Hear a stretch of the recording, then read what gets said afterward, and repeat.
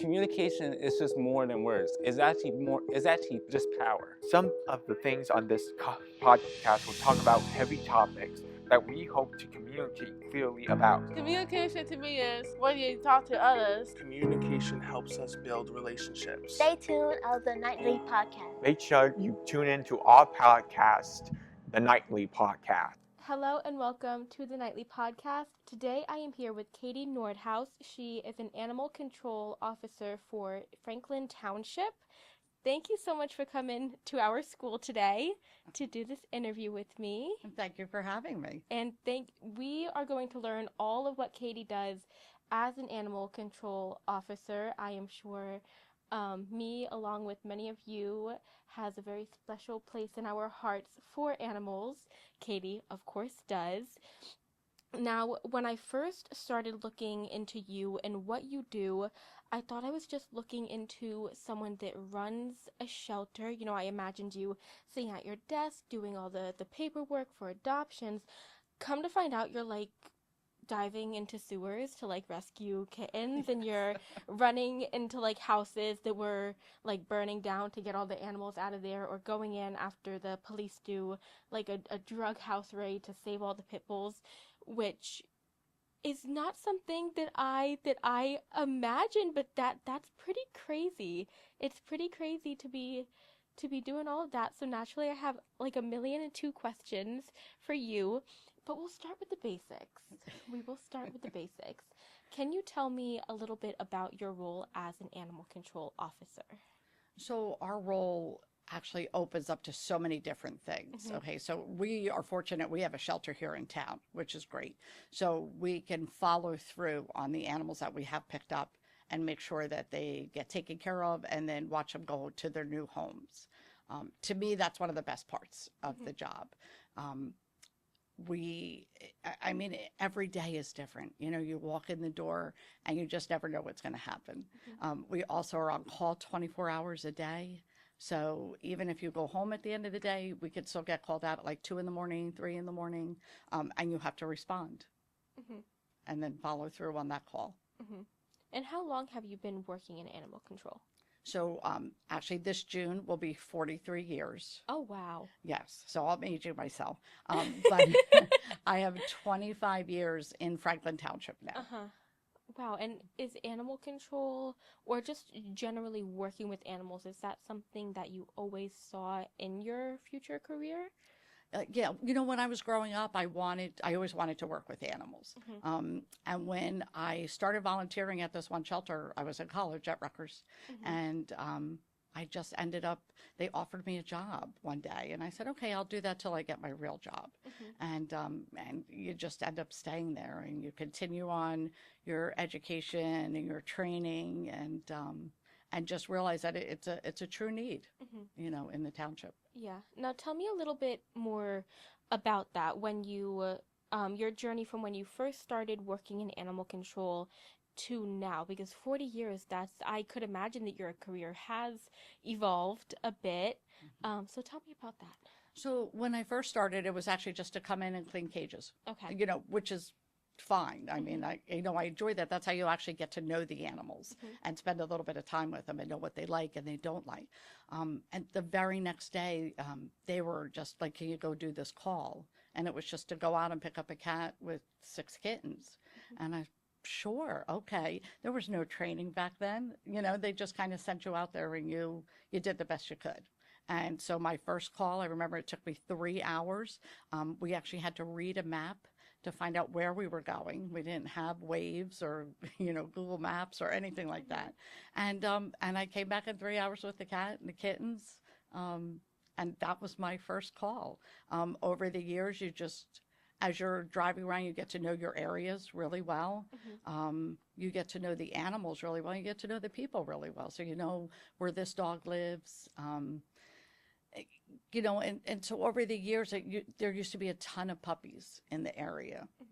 Now, because we've done a lot of spay and neuter, you know, education, and we have low-cost spay and neuter clinics, that really helps a lot, and that's cut down on the amount of puppies that come through the shelter. We still get adult dogs, but we don't see many puppies. Cats, we're still working on. Mhm. You know, we're trying to get there.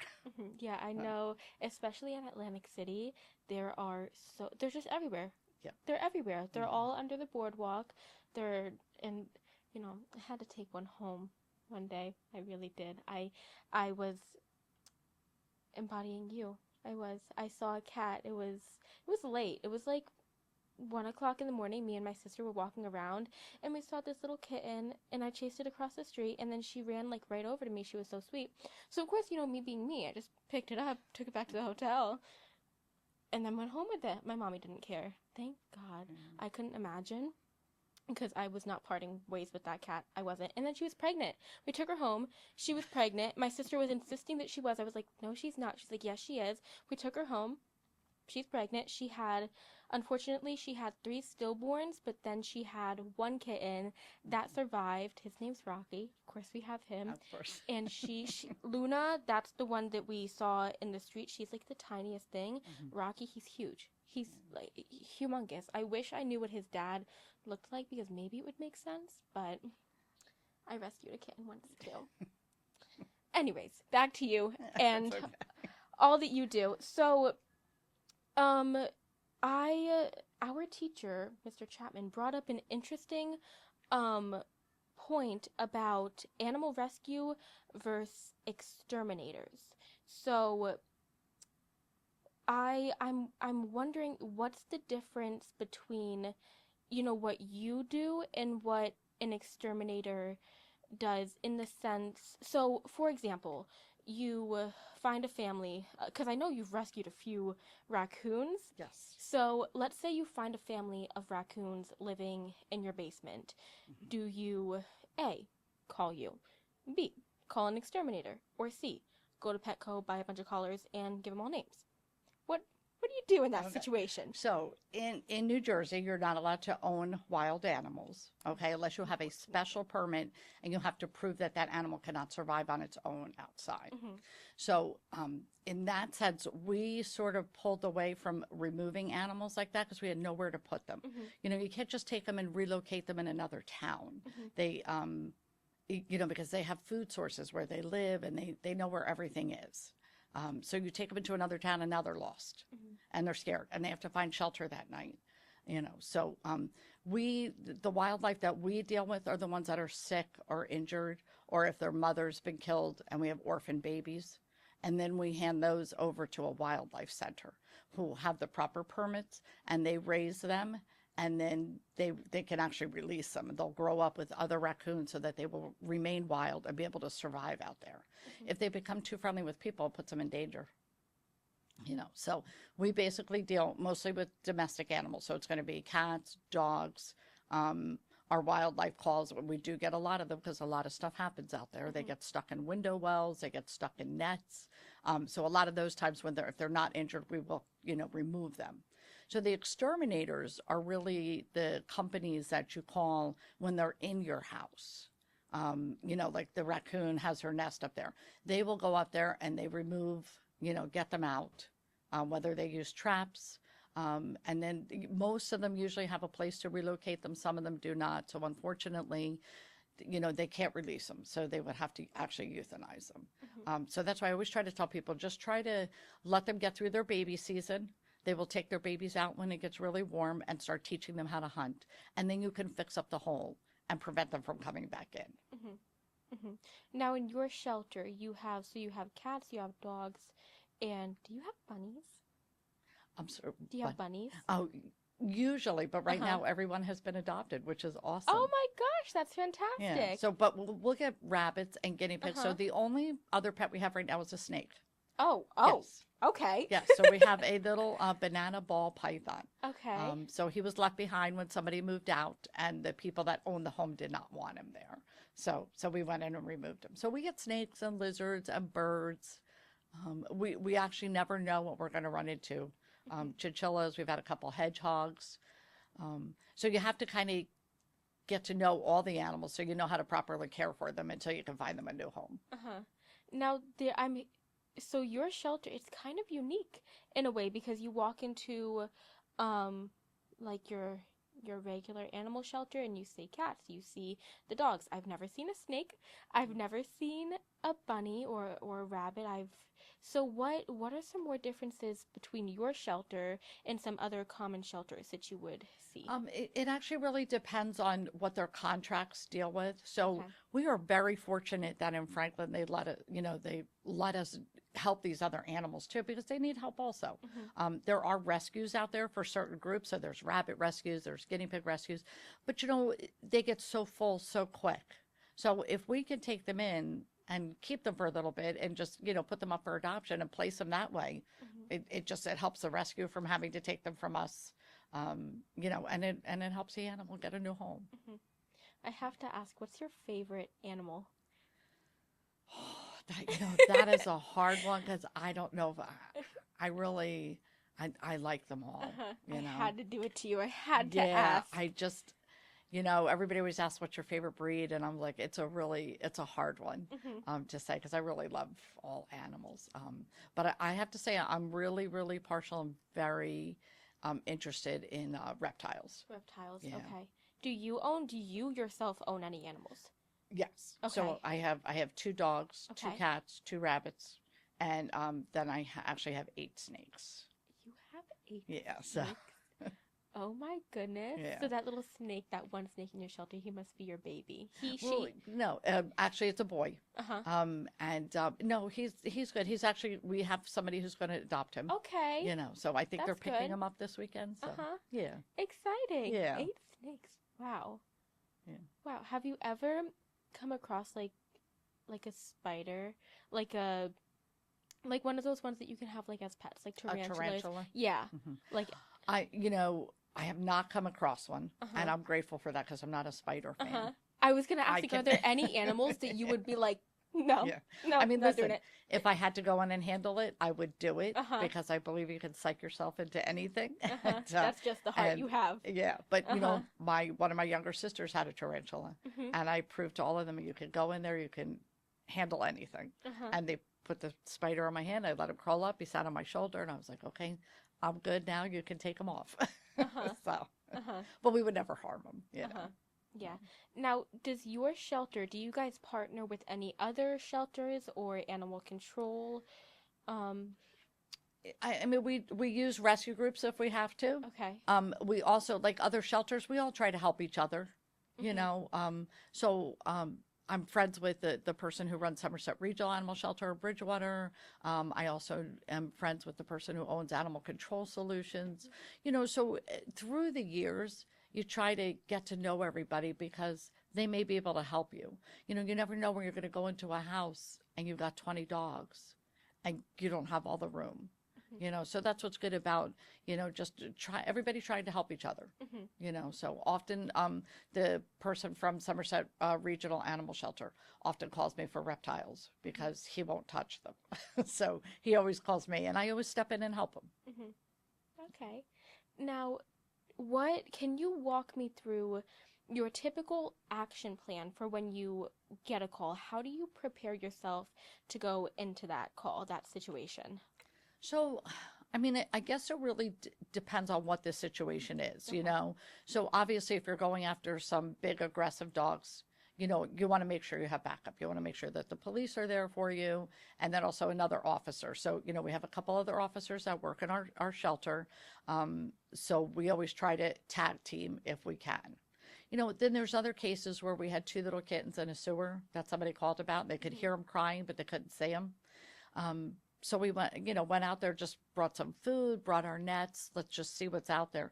And realizing that they were so far down the pipe that we had to we called out our fire prevention team because those guys are awesome. I'll give them a big shout out because they have been helpful through the years, helping us get the ducklings out of the sewers and get them back with their mothers. Without making a big scene. If you make a big scene, the mothers take off because they get scared, and now you've orphaned the little ones. Yeah. So with these 2 little kittens, we actually ended up duct taping our snare poles together to try and pull the one kitten forward because they were so scared. And I couldn't get down the pipe. It was just too small. But I could see them. And so the one we were able to kind of pull out. So I got to pull past him and then pushed him forward to us. And then the last one was so far, much further down the pipe that when the fire prevention guys got there, we actually got a tanker truck. And we had to kind of flood him down. And he's like, it's going to be cold and you're going to get wet. And I'm like, that's okay. But you know what? As soon as the water started filling up, he let go of the side of the wall and he started floating. And he floated right to me and we were able to pull him out. Oh, great. So Yeah. were you like in the sewer? Yeah, I was down in the catch basin. Oh, wow. Yeah. Okay. So it's not actually the sewer system, Yeah. but it's a catch basin Okay. system. So the runoff water, and when it rains and stuff, can go down there. So there's generally water down there. Not a lot, but there is. You know. Now, oh wow, that is a pretty crazy story. You seem so mellow about it too. You're like, yeah, I was like in the catch basin of like a sewer, getting the, like, that's crazy. That is crazy. And you have a few other stories. With my notes here, like, you would think that I was interviewing Batman because I have you rescue animals from homes where there's been a fire, crazy. Jumping into sewers to save kittens, crazy. Rounding up dogs after a drug house raid, crazy. Absolutely crazy. So tell me about some more of your crazy stories. You know, I have to say this didn't happen in Franklin, but one of my funniest ones, when I was working up at Somerset, it was Somerset Humane Society on 22. And a gentleman called in and said there was a large bird eating my ornamental trees. And he just paid hundreds of dollars for these trees. So I'm like, I couldn't imagine what kind of bird that would be. So I was like, all right, let me go see what it is. And I get out there and it was an emu. It was an emu? So yes. So it's the second largest bird in the world. The ostrich is the first one. And then there's the emu. And of course, I got out, I looked at him. It was actually comical in the beginning. And he took right off running. You're never going to catch him, So what I did next was go on a quest to try to find a farm that has them. And in that area, there were a couple of farms. And so I started doing some research. And then like an hour or two later, I got another call about a large bird being injured. And now he's injured. So at this time, I was able to pick him up. Oh my. And I put him in the van. And the best part was him sitting there looking out the window. And of course, everybody's looking at me while I'm driving down the road with him looking at an emu. Yeah. So I was able to find the farm that raised them. And it turns out they had like over 100 of them. Oh, wow. And so I brought him back. They called their vet. The vet came down and they showed me through the whole place. So it was just amazing, because there probably had to be like 100 of them. And but this was Donnie, and he was a year old, and he escaped. He was coming of age, and he got himself into some trouble, But he survived. Everything was good, Oh, that is funny. Now, if you've never seen an emu, you might not understand how funny that is. So maybe we can put a picture up of an emu. That is pretty fun. And they're kind of, I was always so scared of them. There's this one farm, I'm not going to remember the name, but there's this one farm I used to always go to with my family, and there were emus, and that was the one animal that I was like, no. Like, are they nice? Like, because they look scary and they feel scary. I feel scared when I see an emu. He was a little more friendly because he was, handled a lot. So that helped tremendously. So that helped me that when he was injured, that he was finally, okay, I need some help here, and he allowed me to pick him up and put him into the vehicle. Okay. Oh my gosh. Okay. So, that is. Oh my, and you weren't scared. This is just crazy. You weren't scared. Like, no, I wasn't afraid of him. I was actually just more in awe of him. And I was like, just the experience that I got to handle him and help him get back home. It's really hard to put into words, but when you get some of these guys back home, they get out, accidents happen. They happen to us all, but to see the relief and the happiness on some of these people's faces when they find their dogs. And, one night I was out grocery shopping, and, at the end, when you went out, there used to be all the flyers that would hang up with, this is for sale, that's for sale. There was this lost dog poster, and it wasn't even a town that we covered. and I recognized the dog, and I had him in the shelter. Uh-huh. So I took the flyer down. I went home and dropped off my groceries, went back to the shelter and called the person. And I don't think she believed me at first, but I said, I promise you. I was like, I'm here, because it's like 8 o'clock at night. And she came down, and it was her dog. Oh, wow. It's like 14 years old. Uh-huh. And it was just the nicest, the nicest reunion. And she was just so grateful, you know. That is so special. Yeah. So. Okay, I have to stop being in awe. I have questions to ask. I need to stop.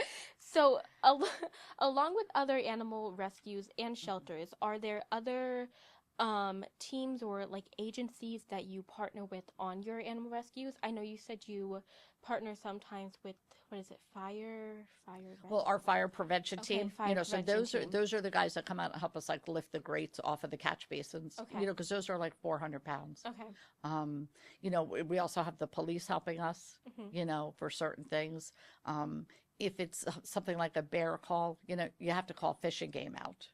You've gotten a bear call? We've had some. You've gotten a bear call. We've never had to like go handle them, but we have seen them. The bears are everywhere. Like they're here? Oh yeah, they're here. You're just not going to see them, But they're not out to harm anybody. So you just leave them be. Let them do their thing, and they will be on their way. Like where?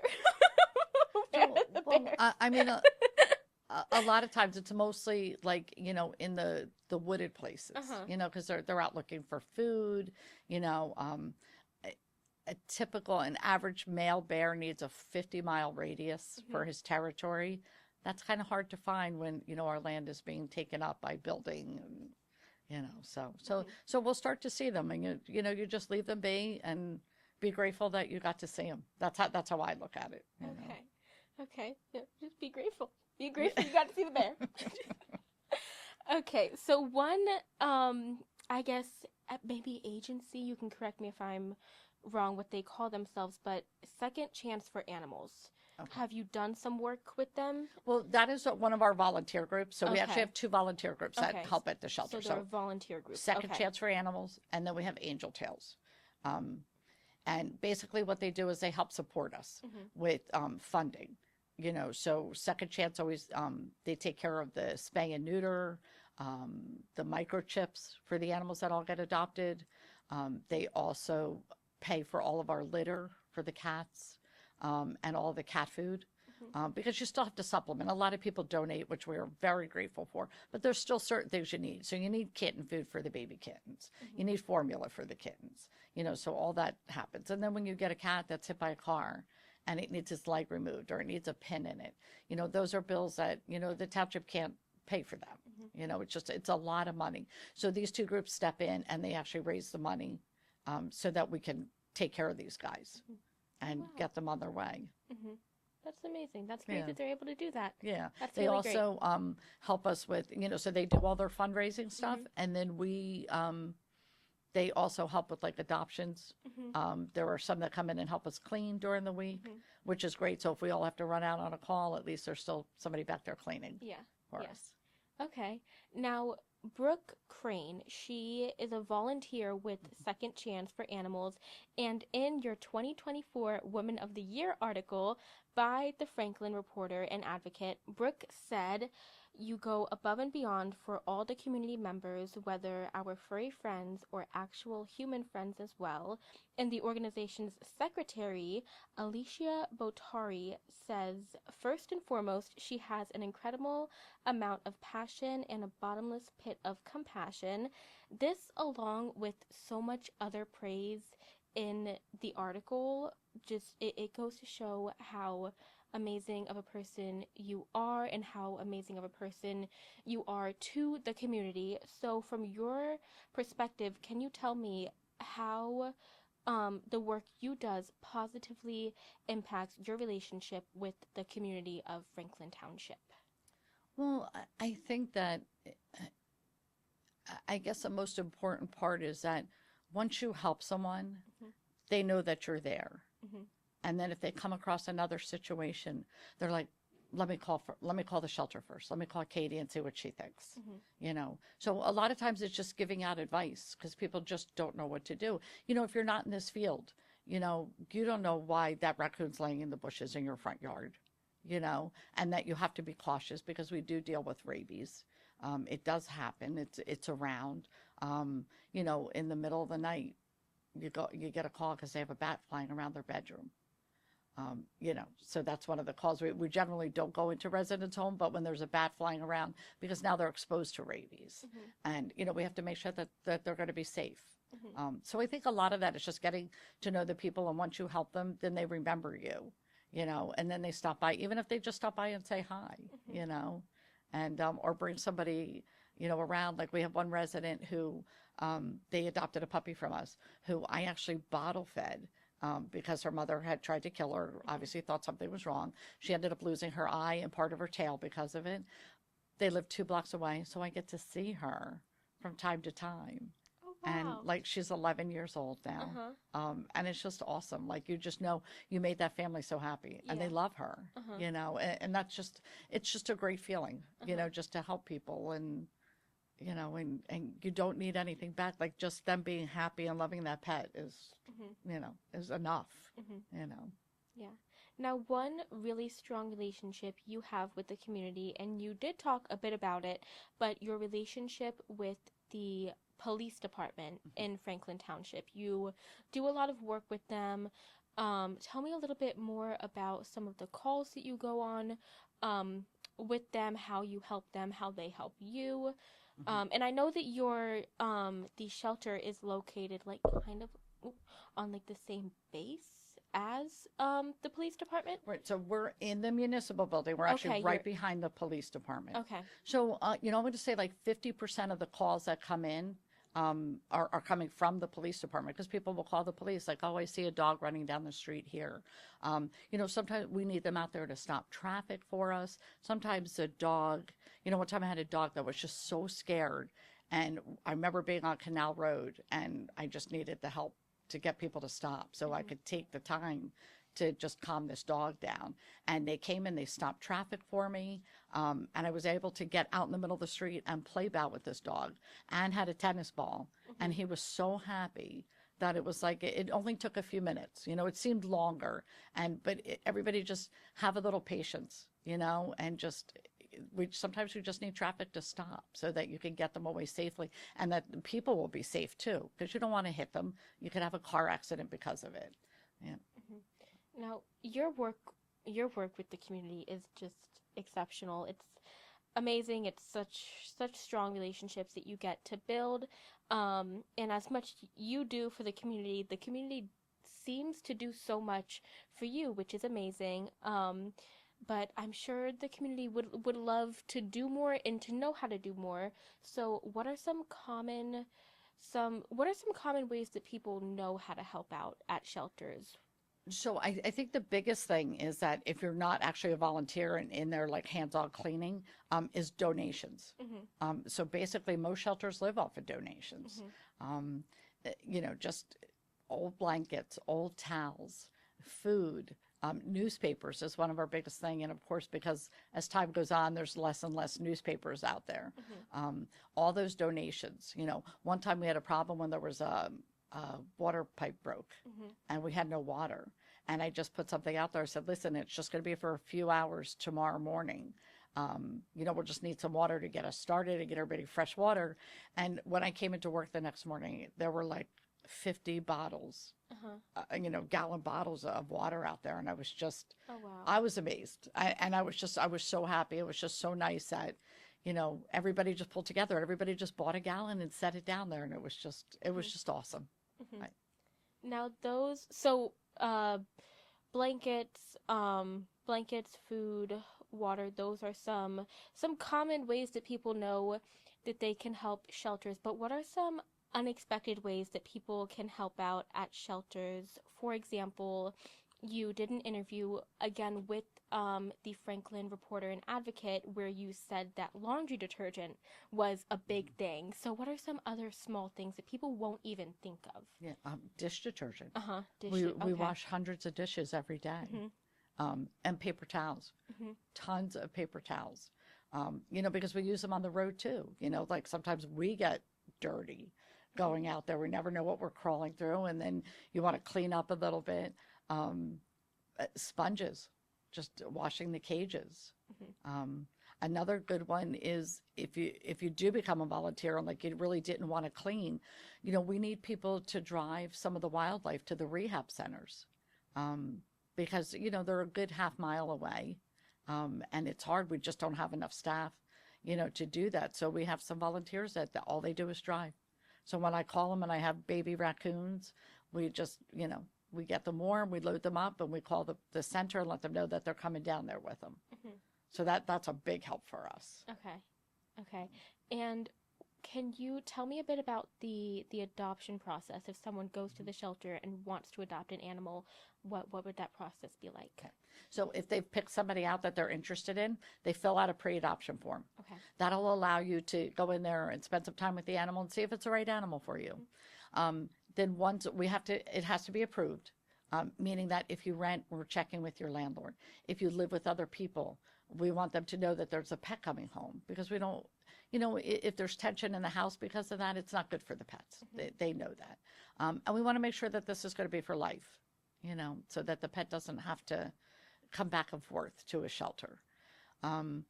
We also do a vet check to make sure that you went to the vet with your previous pets. We just want to make sure they're taken care of. And then once that's all approved, we get the animal ready. It's an $80 adoption fee.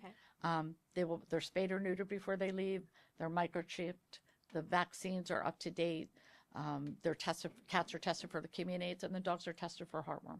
And some of them will have more medical stuff done. If they were hit by a car and they had to have a leg removed or pinned, all that medical stuff is included. Okay, so great way to send them off. All good. Yes. All up to date. And speaking of a send off, I want to thank you so much for coming. But before I let you go, there is a little baby at my feet that I just heard let out a little cry. It is a little kitten that Katie brought to us today to our school to visit. Okay. Move the table off the way. Okay. I heard you laughing about the emu. I thought that was funny. No, emus are so scary. Oh, but this baby. Oh my gosh. Yep, just cup them in your hands. There you go.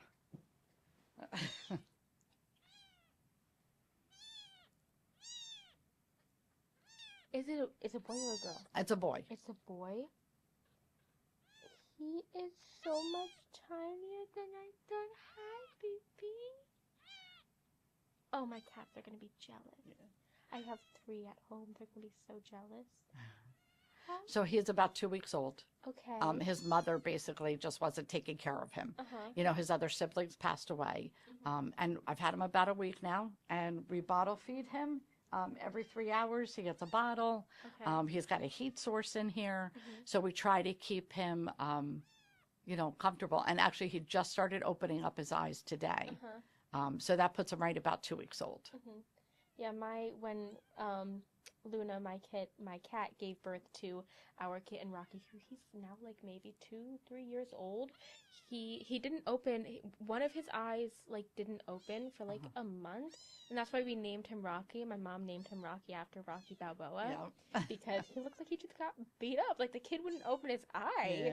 But oh my god, you're so tiny. So is his mom at the shelter? Or No. So she's actually owned by someone, and now we sent her off.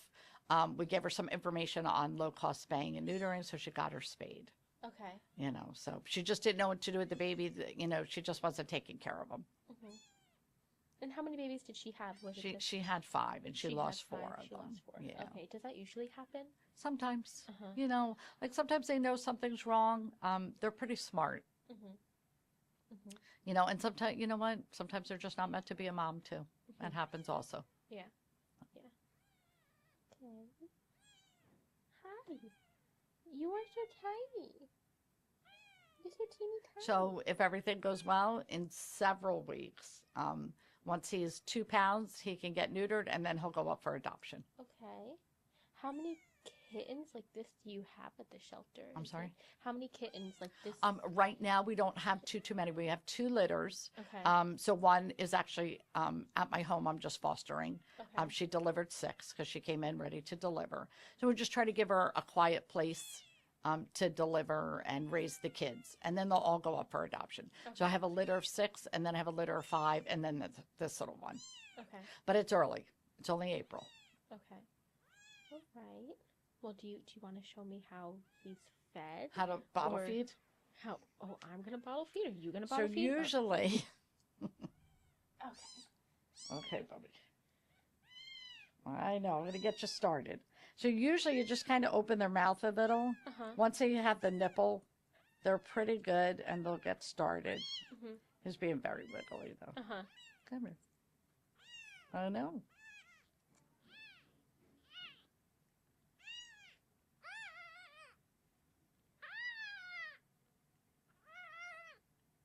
So there he goes. Just like a kid, Uh-huh. you know. They just got to get settled in there and get rolling. Oh, he's got a big belly. Yeah. And that's it. And he basically, when he's done, Mhm. he'll just let go, Uh-huh. you know. Only takes like a minute or 2. It's not, because you imagine how tiny his stomach is. Yeah. And that's it, you know. And then we put him back to sleep, and then in a few hours he'll wake up again, you know. The other thing you have to remember too is that kittens, kittens and puppies, the reason their mothers are always licking them and everything is to keep them stimulated, so it helps them to go to the bathroom. We won't do that on camera, but we use baby wipes, Okay. and you know it helps keep them clean. And then he's just being fussy. But anyway, he took his stuff, and then you know we wipe his face off, and that's it. And once he gets back in, he has a heat source. He has a heating pad. We also have incubators at the shelter, and then he'll go. You know, he'll go So- back to sleep. What else does do they just sleep throughout like the day? Yep. That's Yeah. it. Like a newborn baby. Uh-huh. Eat, sleep, go to the bathroom. That's Uh-huh. it. That's their function right now. You know. Goodness. Do you want to do a send off for us? Do you want to close out the episode? Yeah. I feel like you could. Say thank you for watching. Tune into the next episode. Doing great. All right. Well, we're gonna let this baby go back. Okay. Go back into the warmth. Yeah. All right. All right. Oh, how cute. He is crazy, and he's only 2 weeks, and he is that crazy. They settle in. Uh-huh. Yeah. It's just sometimes they're Uh-huh. just louder than others. You know? Uh-huh. So. Oh my goodness. Hmm. Well, thank you so much. Thank you for You're- bringing him. Oh, Thank you're you for very welcome. coming. You're welcome. Thank you for having me. Uh-huh. You know. Alrighty. Well, thank you for tuning in to this week's episode of the Nightly Podcast. And be sure to tune into the next one and visit the animal shelter. See if this baby you want to take him home. I want to take him home. So maybe you'll get lucky and he'll still be there. But thank you so much for tuning in. And thank you again for coming. Oh, you're welcome. You're welcome. It was Goodness. fun.